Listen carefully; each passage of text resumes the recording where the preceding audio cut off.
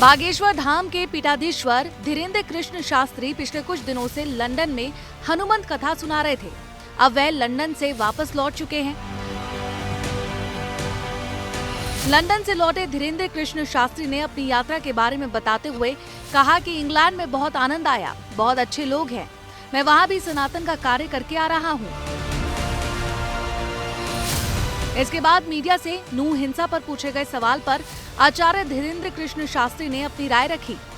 धीरेन्द्र कृष्ण शास्त्री ने नूह हिंसा मामले पर बड़ा बयान देते हुए कहा कि नूह में जो हुआ वो राक्षसी कृत्य है।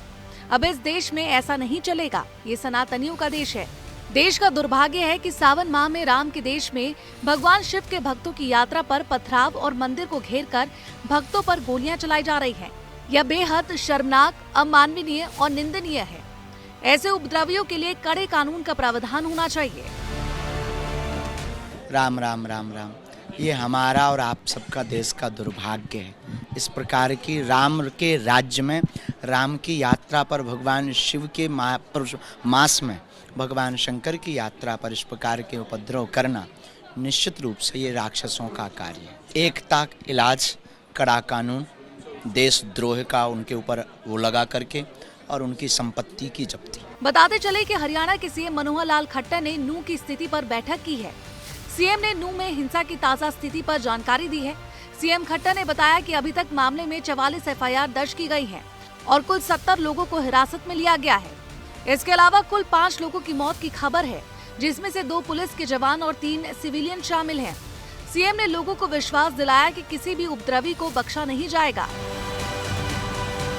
समाज की एक यात्रा जो हर वर्ष निकलती थी, उसका आयोजन किया जा रहा था और कुछ लोगों ने एक षड्यंत्र रच करके उस यात्रा पर आक्रमण करना शुरू किया और आक्रमण न केवल यात्रा पर बल्कि पुलिस के ऊपर भी उन लोगों ने किया, जिसके परिणाम स्वरूप यात्रा को भी भंग किया गया और बहुत से स्थानों पर आगजनी की घटनाएं हुई, गाड़ियां जला दी गई।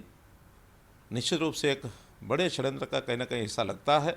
आसपास के ज़िलों में भी छूट-फूट घटनाएं जो हुई थी, चाहे वो पलवल की हैं, गुरुग्राम की हैं अथवा फरीदाबाद की हैं, उन सब पर काबू पा लिया गया है। सब जिलों में शांति स्थापित इस समय की गई है। फिर भी एहतियात के तौर पर वहाँ कर्फ्यू लगाया गया है।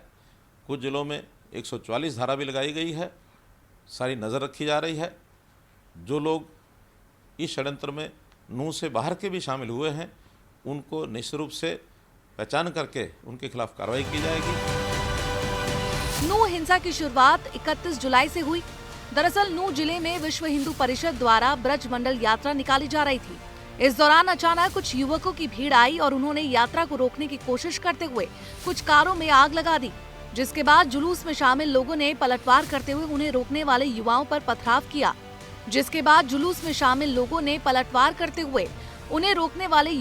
पथराव किया।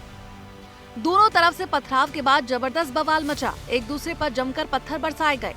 इस पथराव में जहां कई लोग घायल हो गए, वहीं 2 होमगार्ड के जवानों की मौत भी हो गई। इस हिंसा के बाद पुलिस प्रशासन अलर्ट मोड पर है। फिलहाल प्रशासन की तरफ से जिले में शांति बनाए रखने की कोशिश की जा रही है।